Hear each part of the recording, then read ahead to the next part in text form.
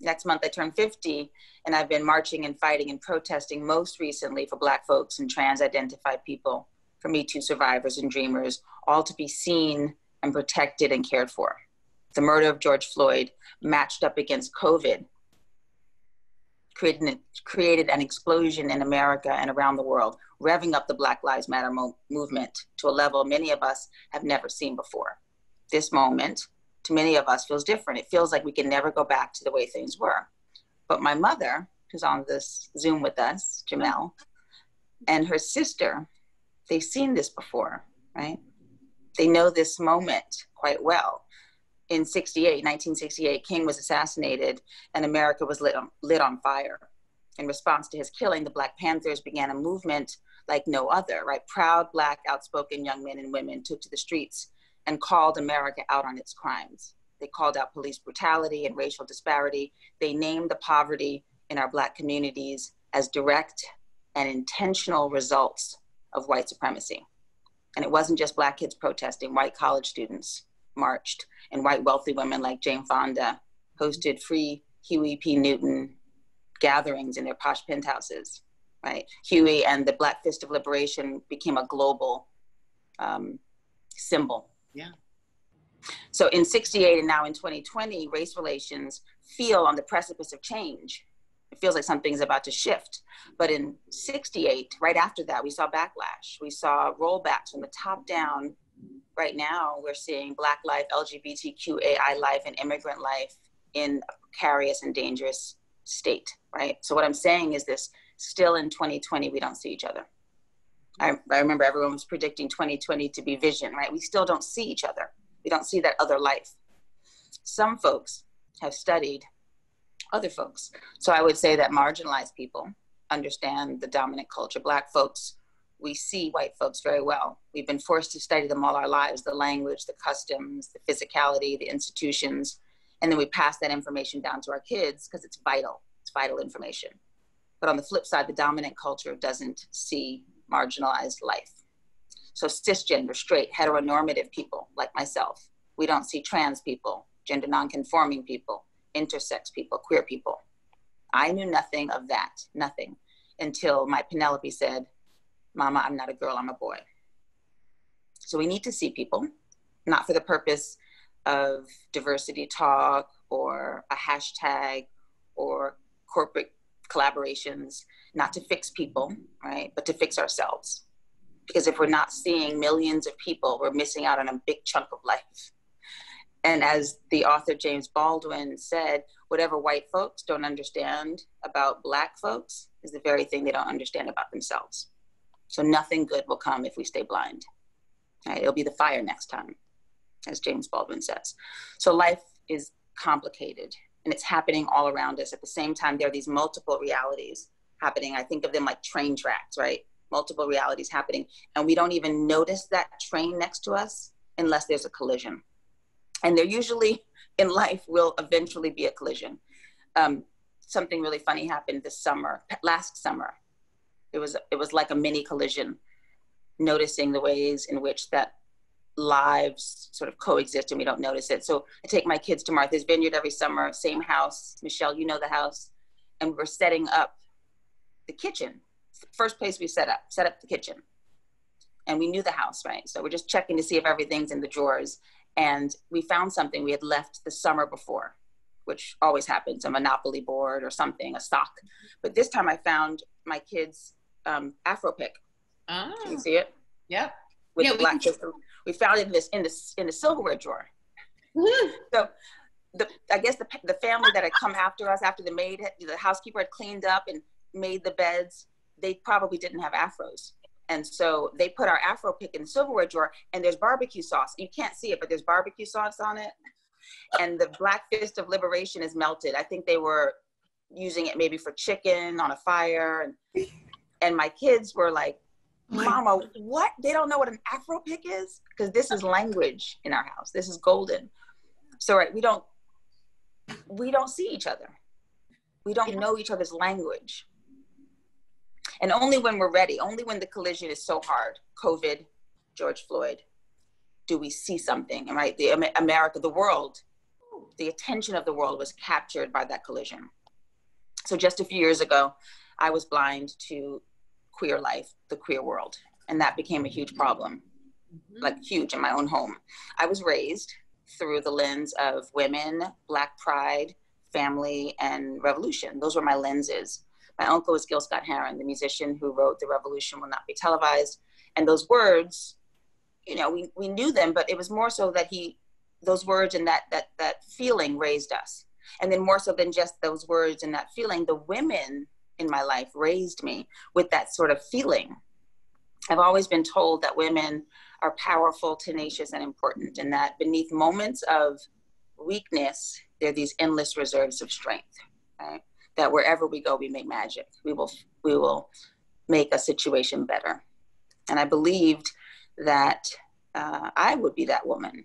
But just a few years ago, I was feeling zero of that power, zero of that magic. No Black magic, no Black power, no woman power. I had really sort of started to deteriorate. And it was clear to me that even Black women break. Women break. Black women break. So I was 43 years old at the time, and I was exhausted. So I was run ragged by the day, but also by what tomorrow was going to bring. Most nights I wasn't sleeping. I was thinking about tomorrow, and tomorrow was not looking good. And so I had this way about me that I would just pick a target, and I decided I was the bullet, and I would just hit the target. Hit the target. That's how I got through the day. And so I did this count out. In 25 years, I had done 19 homes, 9 careers, 5 children, 2 husbands, a lot of life, right? Trying to get through. And I'm ambitious, but it was also just like, go, go, go, go, go. Penelope, my 3rd child, was my collision. So let me back up and give you some perspective. My grandmother married 5 times. One man she married twice.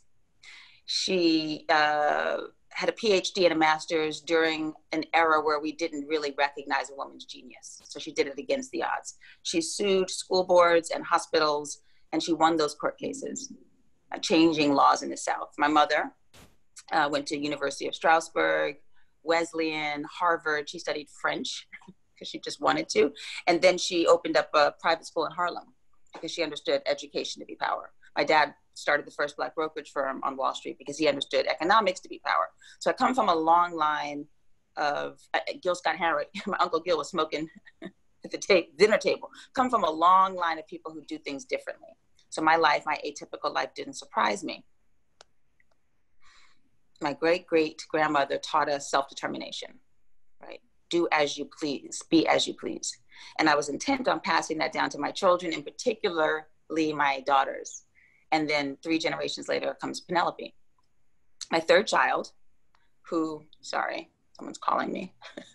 My 3rd child, who born healthy, very soon after, within the 1st year, grumpy, agitated, touch to the body, changing a diaper, putting clothing on, everything was met with protest.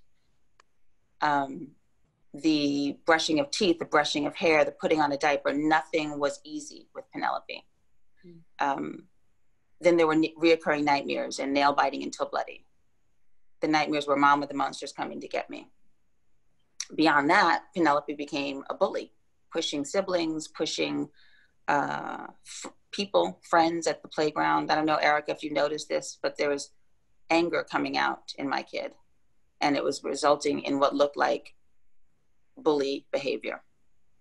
So I thought, okay, let me love the child more. Longer naps, longer story time. I thought maybe even if I took out dairy, maybe it's a dairy allergy, I don't know. Take out the dairy, fix the diet. None of that helped. Cutting the hair helped a little bit. Baggy blue jeans helped a little bit, but they weren't really getting at the root of the problem. So one day I stopped fixing and I just sat Penelope down, because it was really to the point where by age almost 3, Penelope was crying every day, screaming every day. So I just took a different approach. I sat Penelope down in a room, closed the door, and I just asked, Penelope, baby, what's wrong? What's really wrong? Like, why are you so angry? And it was like the $1 million question. Penelope looked at me like, finally, you're asking, right? And Penelope said, because I'm a boy and everyone thinks I'm a girl. I'm not. I'm not a girl, I'm a boy. It's amazing. So young. It's Super clear. And so many people have said, well, did you feed those words? No. Penelope said, Mama, everyone thinks I'm a girl and I'm not, I'm a boy. Yeah. I thought I had failed. I thought I had failed to raise a feminist. I thought here's a girl who doesn't want to be seen, or she's choosing between weak girl and strong boy. I thought, well, she's probably really smart. She is seeing how the world leans in towards men, favors men, and Penelope's choosing strong boy. So I said, however you feel is fine, in support. Mm-hmm. And then Penelope corrected me, no, Mama, I don't feel like a boy, I am a boy. And it was like, I don't know what this kid is talking about, but clearly Penelope knows more. There's a gap between where I am and where Penelope is. And I thought I had failed. Because, at 3, we learned a lot about women. I mean, around that time, when I was young, I started, through my mom, understanding about bold women. Shirley Chisholm, Billie Jean King, Nina Simone, Audre Lorde, Toni Morrison. The list of bold women is endless, and is not endless, but it's strong. And we've changed America, and I've always looked up to bold women. I thought, had I not taught this little girl to be bold? And so I pushed Penelope to be, still after Penelope said, I'm a boy, I pushed Penelope to be this image that I wanted, a girl, a smart girl, a bold girl. And that made Penelope sad. And that made me really sad. And I think I was pushing because I was scared, and that fear is because we've seen America be really harsh on people who are different, people who don't follow the rules. And we've also seen America divided on race and class and love. And I thought for sure America was going to be divided on my Black transgender son with a body that doesn't make sense for people. And so that made me really sad. Penelope is different, right? Penelope likes baggy jeans and high tops and basketball and getting straight A's and math and science. Penelope also likes his full name, Penelope. And he's told me this, right? I like the name Penelope. I really wondered about that in the book. It's really interesting. That was him. Yeah. And now, he goes by anything, P or Penel or, but right. but Penel, he doesn't. Is like the shorthand, but Penelope is a beautiful name, and I love that he loves it. His paternal grandmother is Penelope. So he kept that for a long time. And those things, baggy blue jeans and getting straight A's and math and the name Penelope, they're not specific to one gender necessarily, but these are the things he's liked and he's told me. And I've really tried to honor him in that way. But it's hard because being different is dangerous. And we've seen it in 2019. I think there were 309 murders of trans people globally. Right? So that's something to think about.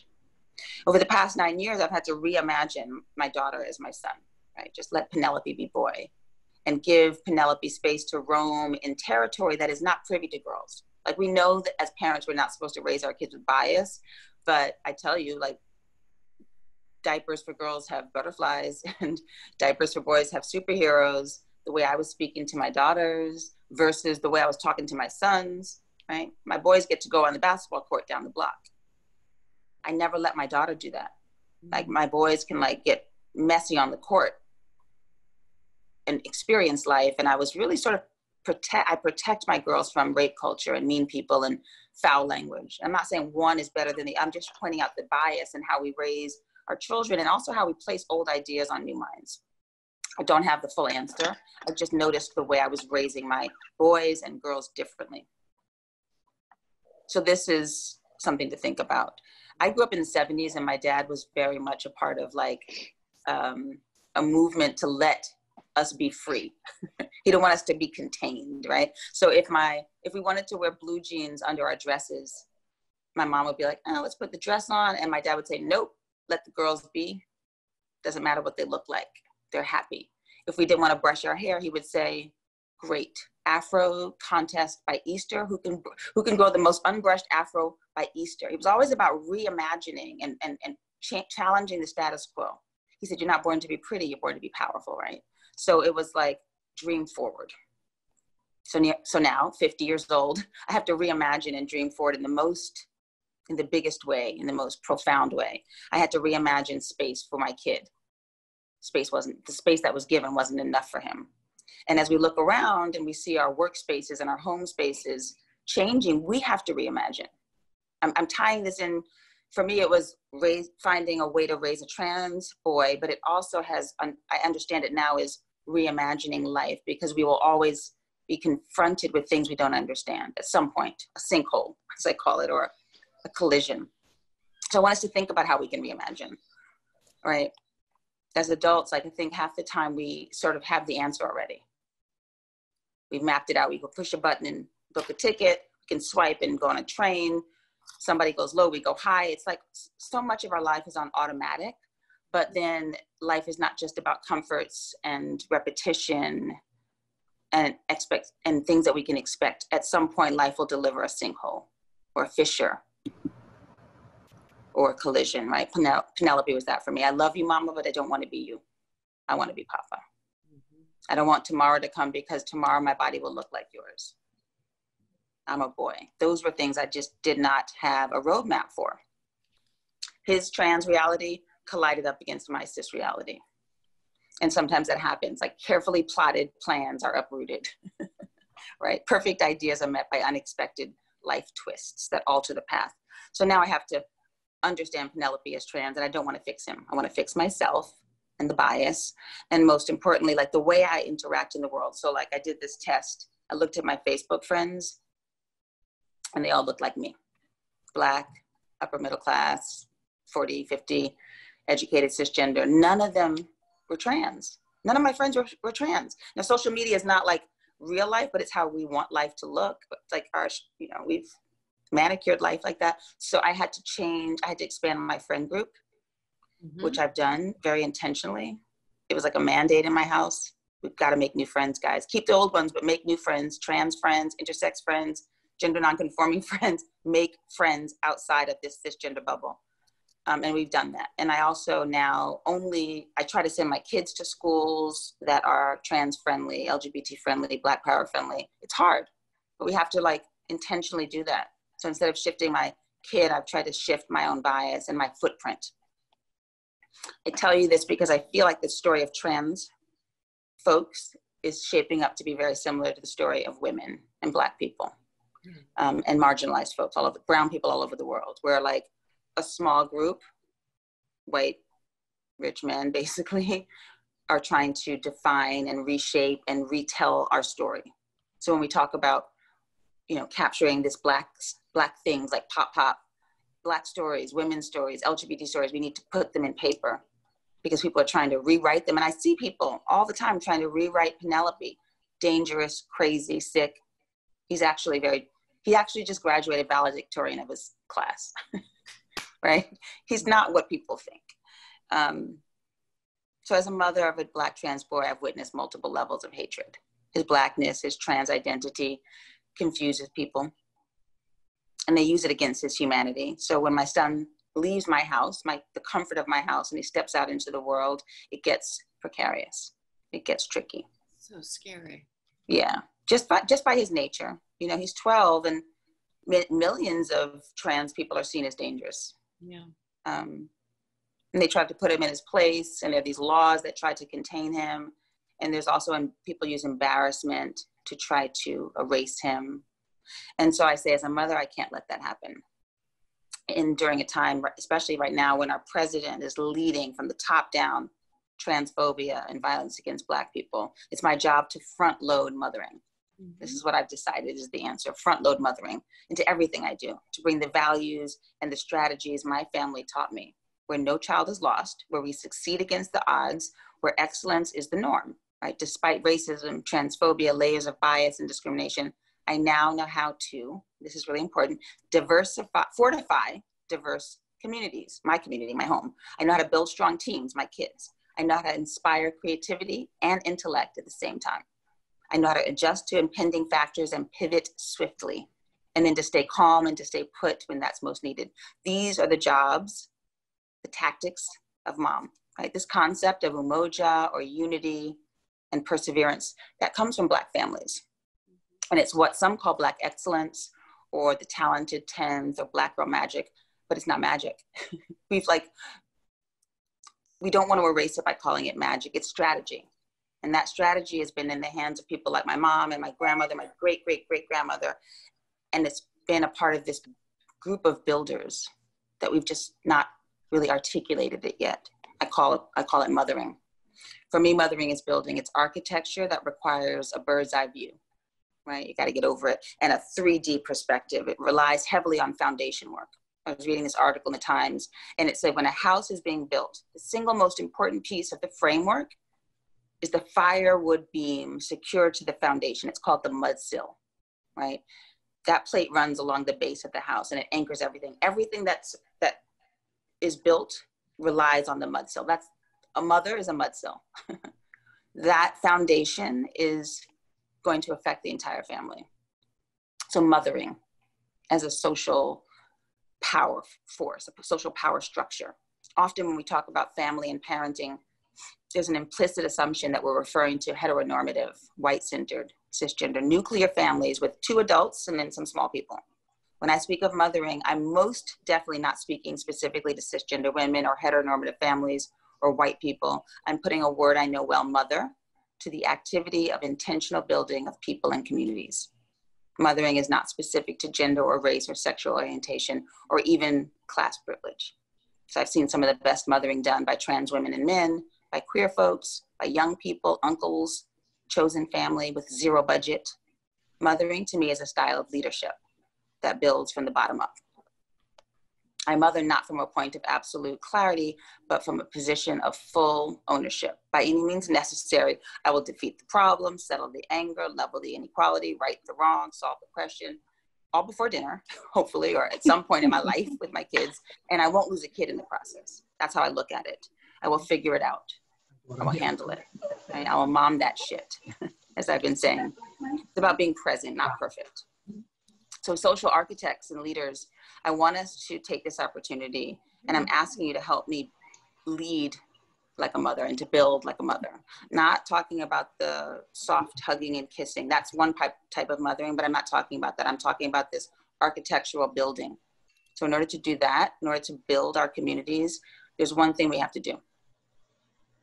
We have to first really reimagine ourselves, because we are trapped in these stereotypes, right? So we must reimagine ourselves first in the deepest and widest sense possible so that we can be the mothers. And it's hard to reimagine, right? Recently, I've been reimagining myself as king, not over anyone, right? Not over territory or people, but over this brain, this heart, this vagina, this beauty, this is, I own this. And my kids say, Ma, you have to be queen because you're a girl. No, I'm king. No, mama, girls are queens. No, I'm king. Sit with that. A couple of years, read my book. I don't know. Come back to me. I'm king. I've also been reimagining myself as starfish, where like you spread out, you're touching all parts of the sand, not what a mama would do or a 50-year-old or an advocate. Just, I'm not concerned with things in that moment. I'm starfishing, right? And that's important, to just be able to spread out and touch every aspect of life. So it's our mission as leaders to steadily undo the stereotypes that tell us what a good mama, what a good woman, what a responsible 50-year-old should do. Like, let's eradicate the norm and say there is no ideal mom, there is no ideal woman, there is no ideal human. So this is a process like reimagining a career perhaps, or an identity, or a gender, culture. And the way that I get my head around that is to get my head really flexible. It's hard, reimagining. But mental dexterity is going to help us here. And that is a process that we have to practice. In my house, we have something called the lab. Whenever there's a big issue that we have to wrap our brains around, we sit down on the floor and we lab it out. Whoever has the microphone gets to talk. You don't interrupt. You get to say whatever you want. My 14-year-old says, you know what? I got to tell you the truth. I don't believe in transgender. I will always respect my brother. I'll use the right pronouns. But scientifically speaking, Penelope is a girl. And that's hard to hear because I know that science is bogus. It's hard to hear for Penelope. It's hard to hear for me.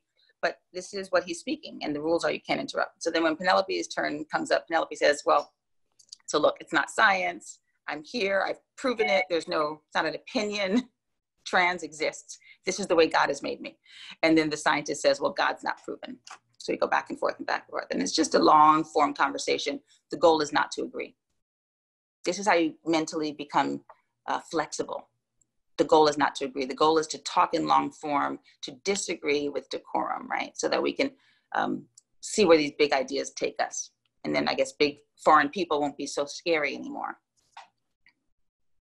Not everyone on the Zoom probably agrees with my parenting, but if we can like flesh out these ideas and lab it out, we can probably be, we can coexist in a better way, and our minds will be more flexible.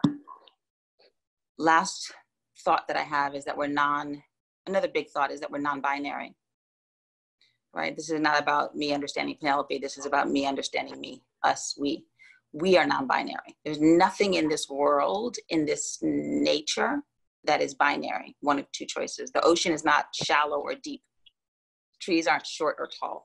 Mm-hmm. Birds aren't fluffy. The language is, we need more language to describe us. So don't choose one of two options, right? It's impossible as a human or part of nature to be a binary thing. We are all the things, I say. We are all the things. This can't be about being Black or white or straight or gay or cis or trans. We are all the things.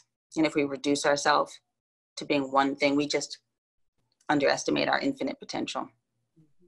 So I would say that it's radical that you're listening to me as a mom bring my mothering experiences to the table. I haven't talked about my business. I haven't talked about my book. I'm talking about mothering experiences. And I want us to bring that into the world, into the boardroom, into the office, right? Mothering as a power structure.